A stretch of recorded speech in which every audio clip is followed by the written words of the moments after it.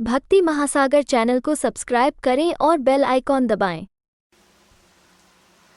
अंतिम सांस गिन रहे जटायु ने कहा कि मुझे पता था कि मैं रावण से जीत नहीं पाऊंगा, लेकिन तब भी मैं लड़ा।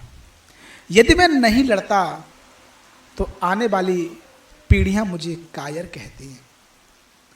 जब रावण ने जटायु के दोनों पंख काट डाले तो काल आया जटायु के पास।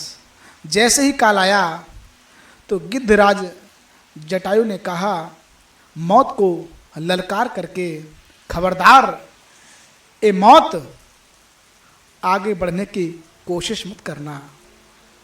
मैं मृत्यु को स्वीकार तो करूंगा, लेकिन तू मुझे तब तक नहीं छू सकता जब तक मैं सीता की सुधि प्रभु श्री राम को नहीं दे देता।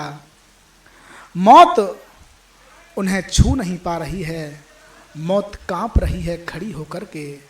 मौत जब तक खड़ी रही, कांपती रही, यही इच्छा मृत्यु का वरदान जटायु को मिला।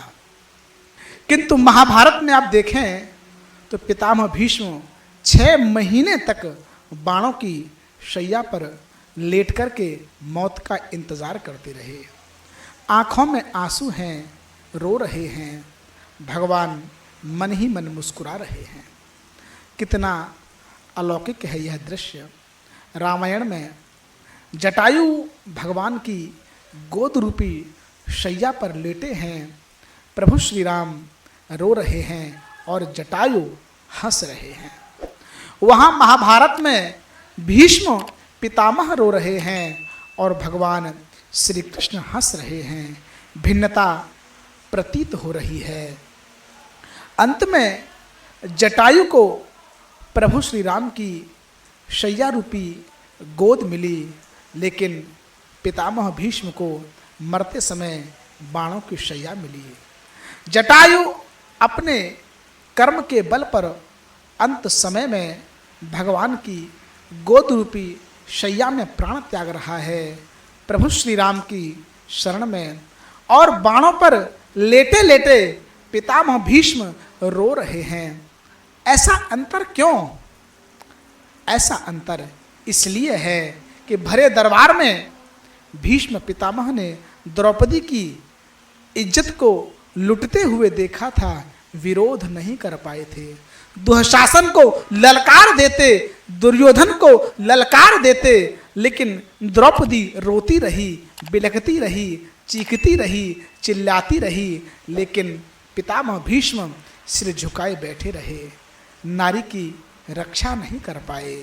उसका परिणाम यह निकला कि इच्छा मृत्यु का वरदान पाने पर भी पितामह भीष्म को बाणों की शैया मिली और जटायु ने नारी का सम्मान किया, अपने प्राणों की आहुति दे दी, तो मरते समय भगवान श्री राम की गोद रूपी शैया प्राप्त हुई। जो दूसरों के साथ गलत होते हुए देखकर भी अपनी आंखें बंद रखते हैं, उनकी गति वैसी होती है जैसी गति पितामह भीष्म की हुई। और जो अपना परिणाम जानते हुए भी औरों के लिए संघर्ष करता है, उसका परिणाम जटायु जैसा कीर्तिवान होता है। सदैव हमेशा गलत का हमको विरोध करना चाहिए। सत्य परेशान जरूर होता है, लेकिन पराजित नहीं होता, पराजित नहीं होता। भक्ति महासागर चैनल को सब्सक्राइब करें और बेल आइकॉन दबाएं।